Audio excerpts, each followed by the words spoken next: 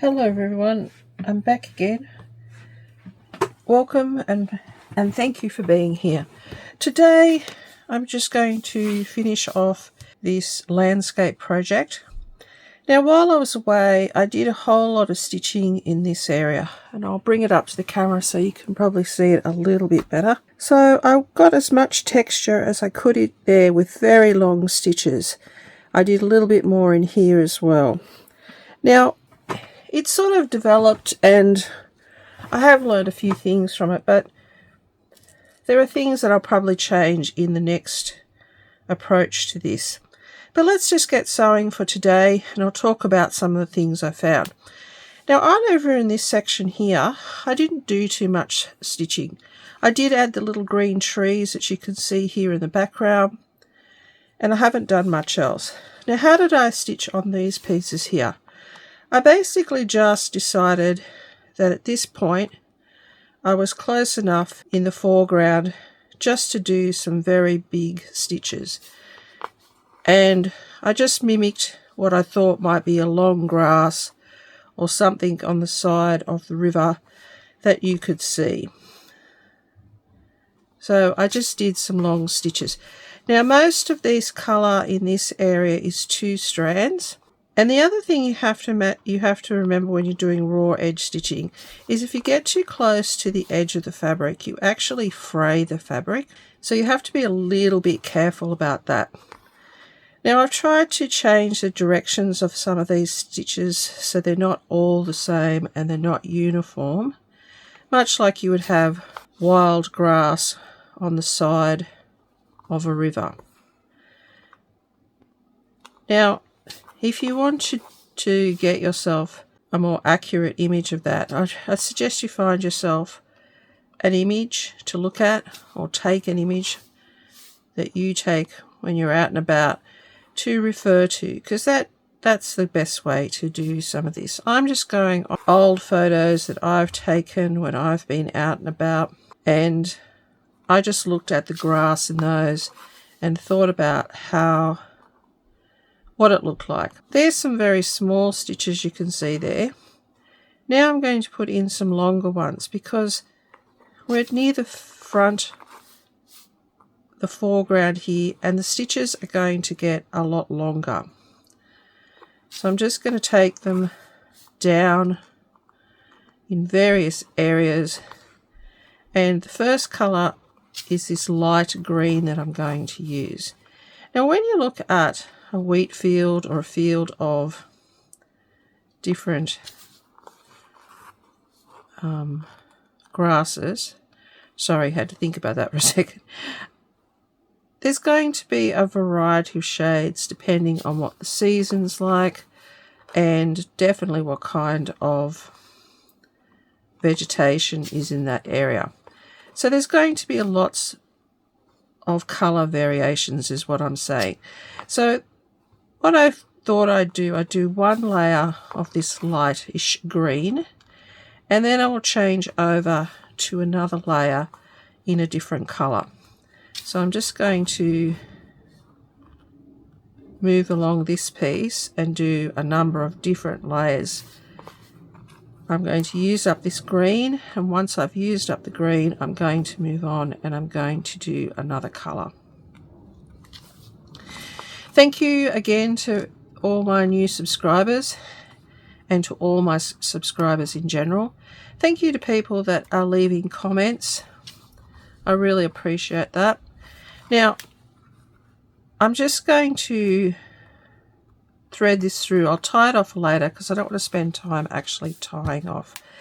So the next colour I'm going to use is my linen thread, which has a completely different feel to it. It's quite firm, and it's this really nice, what I'd call a sagey green colour. I've used it on the other side as well. This is a completely different texture in this product. It's a waxed thread, so it's much firmer than the other threads, but it gives a different texture. And the colour is divine. I really like the colour of this thread. I've recently purchased it. It was one of my little purchases I've made, because I've actually been cleaning out my stash of things and I'm getting rid of old things that don't really inspire me very much. So you can see here I'm being very random. These stitches are very large and there's going to be quite a few layers of them. Again, I'll use up the thread that's on here. I think I'll use it all up. And I need to move so that some of this is going off the side of the picture as well. It's nice to have a bit of randomness to the piece. I don't think I've quite got the randomness under control just yet, because I like things to be organized and I like things to be straight and neat.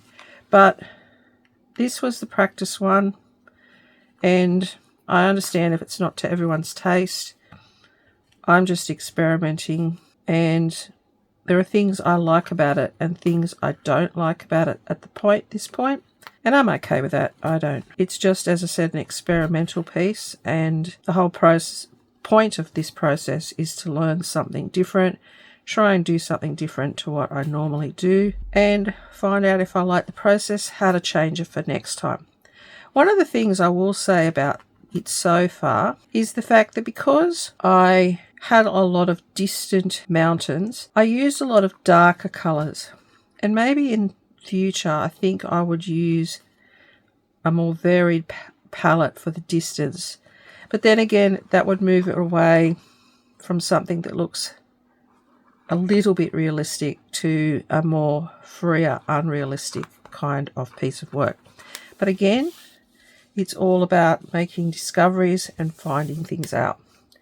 So that's that green. So now I'm going to add a little bit of this darker green, and then I've got a few lighter pieces I might add again as well. So here, if you have a nice selection of threads, it is a very useful thing to have. This is my little thread scraps where I've got like 1 or 2 threads, single threads left over, and I might use some more of this green that I've used on the other side. Now this is just a single thread too, and that in itself gives a different look. Although I could double this over and use it like that. I'm not sure what I want to do with this. I might just double it over and use it as a double thread. So we've got this darker green. We might use the darker green first, and then I'll go back and I'll use that lighter colour.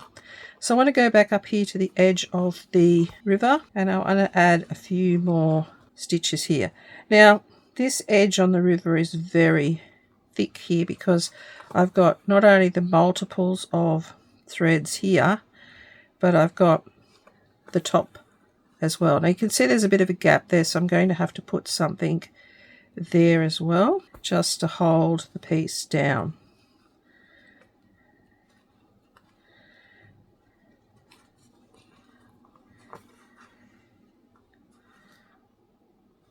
That stitch looks really wrong, and I am going to remove that one. I need to come back down to the front, and I'm just going to run my thread through the wax blocks again, just to keep the threads together there so I can thread my needle. So there are lots of different stitches you can do here, and I've got a lot more interested in the hand sewing at the moment. I still have some projects that are going ahead with my sewing machine. I just haven't got to that. I wanted to finish this project off and basically just finish it off so I can move on to other things.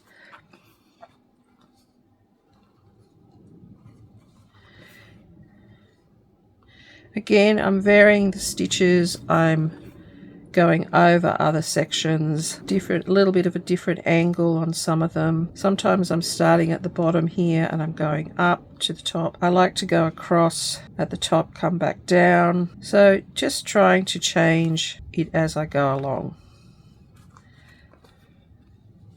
I suppose the point about this is to try and be as free as you possibly can be. You're trying to get the impression of grass. You're not trying to do a photographic, well, I'm not trying to do a photographic rendition of some grass in a field. I'm trying to give you the impression of what the grass looks like. So again, I'll just back stitch that through a little bit and I'll tie it off later. Okay, so it's coming along. You can see it needs quite a little bit more density there, and I do need to do something about this section up here. So I'm going to get this olivey colour. This is a nice colour too. And I might do some more olive stitching in this area to hold that down. I did these little random things here where it's just like little clumps. And that kind of works because it gives the impression that in the distance that these clumps representing what I want it to look like. Now in my head I've already associated this with little clumps, so that's what I'm seeing. And I don't want to go too much further. I might go over here and do a little bit on this other side. Now trying to meld the colours to the colours next to them is a good idea as well. You don't want them sort of standing out by themselves. So try and get a few little bits in here where I've already done some stitching.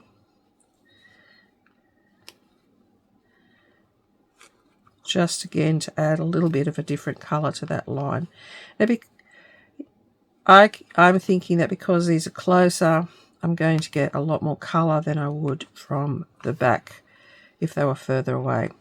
So again, just going down here, finishing off this thread. There's a bit too much uniformity in these at the moment. There's not enough angles, crossovers, etc. So I need to put a few threads that cross, longer threads that cross over. But I think it's more about the density, how much you've actually got in there that's really important. And try and get some bottom layers and some top layers so that you've got some, and what I mean by that is that you've got some threads at the bottom and some at the top.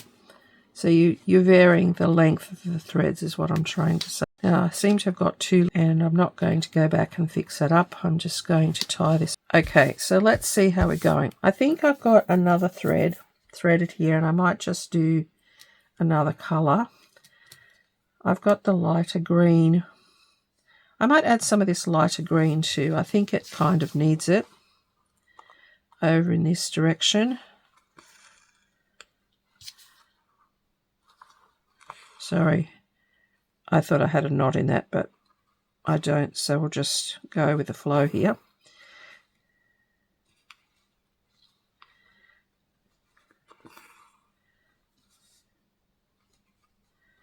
Now you might have a completely different way of doing this. I'm not saying this is the right way to do it. This is just me trying out ideas, trying out something new, seeing if I like it, seeing if I think it works. If this gives you an idea about something you want to do, or that, you know, sparks an idea in you, that's fine. But I'm not saying this is a definitive way to do anything. I'm just saying this is me practicing, experimenting, and coming to think about what I like and what I think actually works visually. So I think I think that's enough texture there. I don't need to actually add any more texture because you get the impression of what's going on there, that you've got foreground grasses. So I'm actually going to just leave that, and I'm just going to, as I said, just go through here, and I'll tie this off all later. So let's move a few things out of the way and get this back in screen, hopefully. Now, what I want to show you is this area here in my piece is quite dark because things in the distance are normally very, very dark. Now, I tried to vary the colour range here as we got closer to the foreground. And maybe there's just a bit too much green here. Maybe there's a bit too many pieces. I'm not sure. The sky may need a little bit of extra work, but at this point I'm not going to touch it any further. I'm just going to leave it. And what I'm going to do is more assess what's going on. This stitching through here, I'm not sure if it worked. I like the little bits of extra fabric I added to give a little bit of tonality. I like this large stitching at the front here, And I could have extended that much further up if I'd wanted to. But I like the river. I think the river worked really, really well. So all in all, I think it's been quite a successful endeavour. But I want to show you something. If I can zoom it out just a little bit, I want to show you. Let me see if I can zoom in. Zoom it out just a little bit and readjust it on in screen. I made this little cardboard frame, and I wanted to show you that once you put it in a little cardboard frame, the whole piece changes. Your eyes focus more on the piece itself rather than the periphery, the broken edges, everything else that's going on. This is a great way to look at your work. If you're doing pieces and you're not really sure, make yourself some of these little cardboard. This is just an old cereal box which I've cut the center out. And when it's placed in this frame and your eye is just, as I say, concentrating on the piece itself, it does look a lot better, I must admit. I will be exploring this landscape theme in future videos. I think the next video I'll go off and do a bit of stitching, just plain stitching, and I've started a new series called Different Stitches, and in that series I'm going to be looking at how to use basic stitches, hopefully different ways. As for this series, thank you for all being here. Thank you for following along. Thank you for commenting. All your clicks, your likes, your shares, your subscribes, greatly appreciated. And if you have any comments, please leave them in the comment section below. I love to read your comments. I reply to them, and it's interesting to see people's perspectives and ideas on these pieces. So again, thank you for being here. I appreciate your support. I appreciate you watching, and I appreciate you commenting. Have a great day, everyone, and bye for now.